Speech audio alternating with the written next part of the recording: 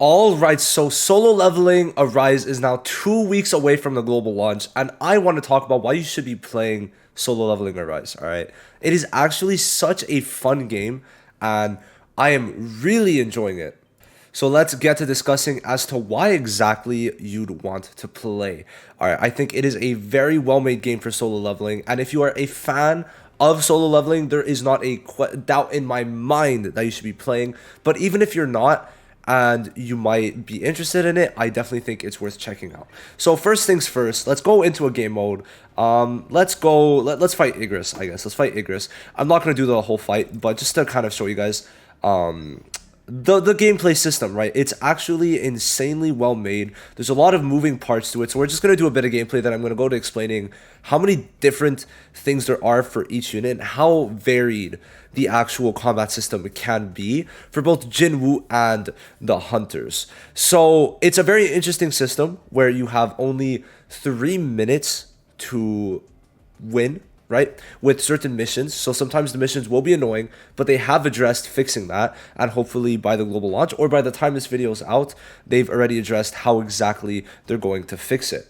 All right, so the first thing to know about the gameplay, it just looks amazing, but there's a lot of different skills. You could use your shadows at a certain point. There's support skills in, and it does get a bit glitchy sometimes, but I am almost certain it is because we are currently in the soft launch. There has been a lot of bugs for me, and bro, the bosses are all unique. That is honestly one of my favorite points for sure. And I don't think there's really much else to really say about that. I mean, bro, you're fighting Igris, and it feels powerful. This can sometimes take 30 minutes to try and beat a stage. Sometimes there are these missions and you want to beat all three of them. So for example, you want to clear within 85 seconds to be able, once you beat all three, you do 50% more damage and take 50% less damage, which is the way they kind of work with the grinding, which we'll talk about a little bit later. So I definitely think it is very fun the way they make it work and the way you're able to use both hunters and Jinwoo in specific stages. And then we'll finish it off with the ultimate, which I think they also improved the animation of a little bit. And then we'll get into talking about a couple of different things for sure. Now that I do think that how they made it for the Jinwoo system and the Hunter system, how it's split, is very interesting and very well made, especially for Jinwoo, as he has so many skills that all have different effects, and each skill has 4 different runes, which you could equip one of them with either different elements or just different skills completely, right? So you could see here that this one, or let me pull up a better example. I have this one equipped, correct? Yes. So you could see that different ones produce different things. So here I've got light break, here there's heavy break, and for example, the attack itself will be extremely different. So it's going to be very nice to have a varied skill set for you depending on how you want to build it or depending on the battle, which I find pretty interesting. And then obviously the battle itself, like we just saw, I think is very well made. Obviously at a certain point you're able to use the shadows, equip with a bunch of different weapons, and the same goes also for the hunters where it's actually very interesting how hunters are able to be built with 3 different main stats, where for example Byung-gu builds everything off of HP, Jiwoo does her damage off of HP, Baek does her damage off of defense, and then Choi does his damage off of attack. So that's something very important to actually consider.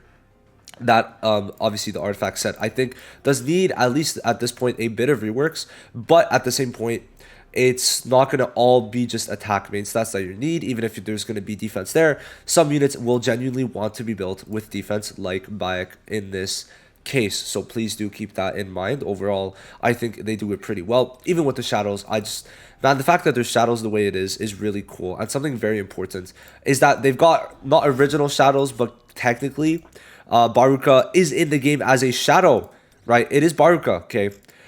He obviously, as we know in the manhwa, was not a shadow because Jinwoo was not able to extract Baruka's shadow. But here he is in all his glory, and I find that really cool that they actually do stuff like that. Now, next up, especially for fans of solo leveling or people wanting a continuation of the anime or just wanting to get into it, this is not a bad story system, honestly. So it's half and half 3D and also just panels. So for example, the cutscenes too are also very good, and it is voiced. So let me try to let's just go into this. So we'll just play this. Yes, let's watch the story again. I just had to read it. So you will actually see, because it's voiced, it is pretty cool.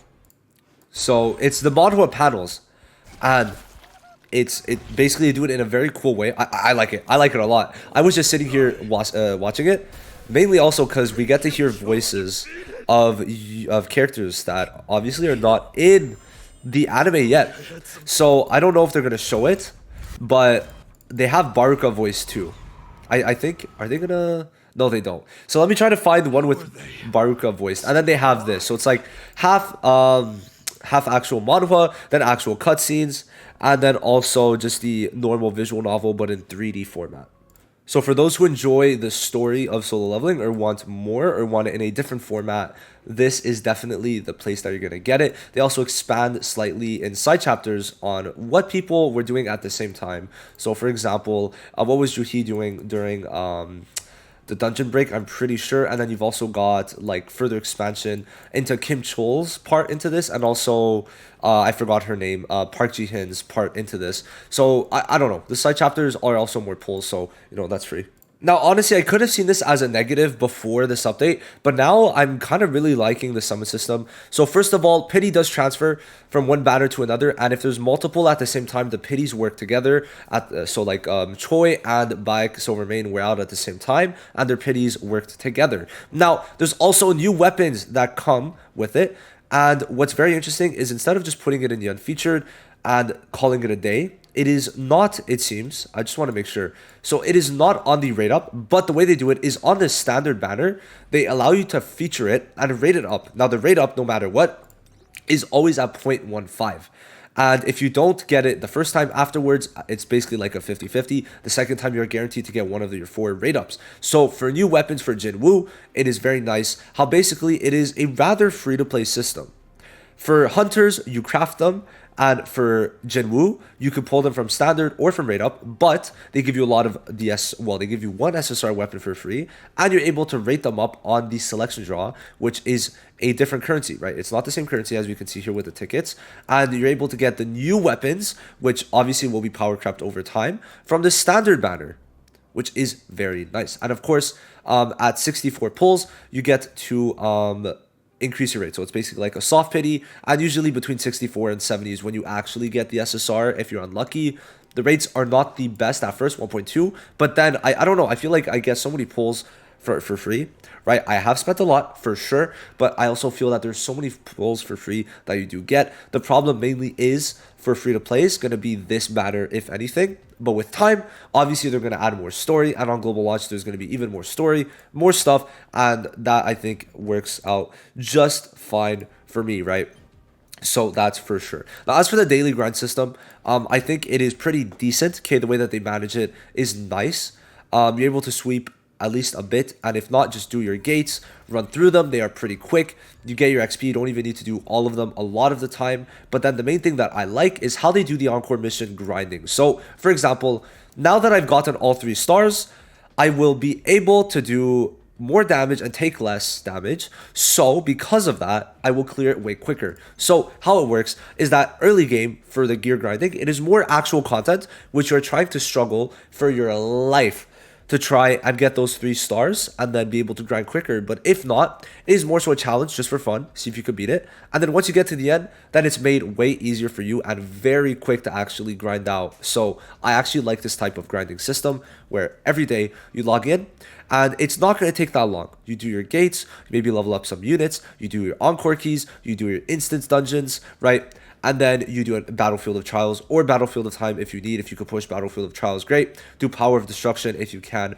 great. And then you could hop off in maybe an hour or less. So I think that for a lot of people, that's good. Plus, there's your income that generates over time. So if you log in just once a day, you'll be able to just bang it out pretty easily. And reset, at least for me, is at a pretty good time. 8 p.m. is definitely good. Now, next up, definitely the characters. Okay, if you like solo leveling or just like the designs, definitely play. What I find very cool is how they made just all the designs way better, right? Byung-gu did not look like this, okay, at all. Taegyu especially went from just looking pretty mid to me actually loving his design so much. So then Marbo really expanded greatly on this.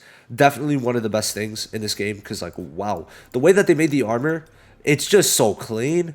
It really is just so clean. I feel like Bayek was done a bit dirty, but then they kind of made it better with Silvermane for sure. And then Kim Chol. Like, they did not need to go this hard. So, that's number one. And then the way that everyone plays is so different. And what I love the most, for sure, is how every SSR has a value, besides maybe Woojin Chol, and he's free. So, that's kind of unfortunate. But he is definitely looking to be okay. Just not amazing. Maybe with high investment, he'll be a lot better, obviously, hopefully. But the way that every single SSR has a different value in the game, and there's not any SSRs at the point that really overlap, and it doesn't seem that it's going to be that way either in the future, at least for a bit. So, for example, Emma and Choi are both fire DPSs, okay? But they do different things. Emma is more of a breaking, supporting also for Choi, but Choi is going to be debuffing a little bit, but doing a lot of damage and being the best DPS in the game. Going even further, for the dark units, there's 3 dark units, but they all have different roles. So Taikyu and Baek may both be DPS, but Baek is more of a full-on damage dealer, where Taikyu is also going to be breaking. Okay, and if I remember correctly, does he? I don't remember. I don't think he does, right? Okay, for some, okay, he also gives a support boost where Bora is going to be mainly supporting removing debuffs, which is very strong, okay? Especially if they do Spider Boss type of debuffs in the future, where it slows you down, makes you super slow in terms of attacking, and then she's more off field. So 3 dark DPSs and supports, all doing different things. Then for light, we got a break unit and a healer. For water, we need more. And guess what the next unit is? Another water SSR. And I mean, that's just explaining how it works. But even for the SRs, a lot of SRs are actually very good. Taishik with pretty high dupes is amazing. Heejin is very good for supports, giving back a bunch of ultimates, right?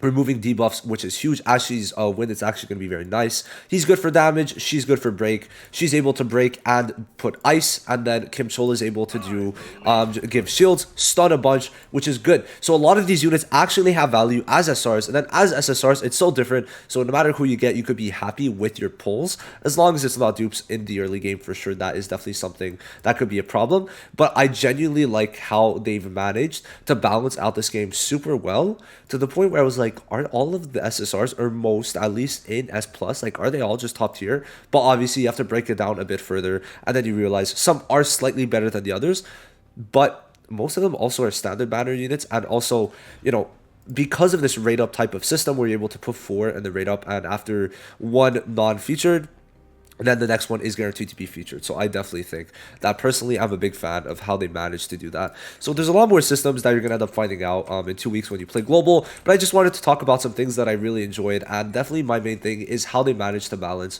all the units. Let me know what you guys think. What do you guys enjoy about the game? What are you guys excited for the game? Let me know down below. I'll see you guys in the next one, and peace.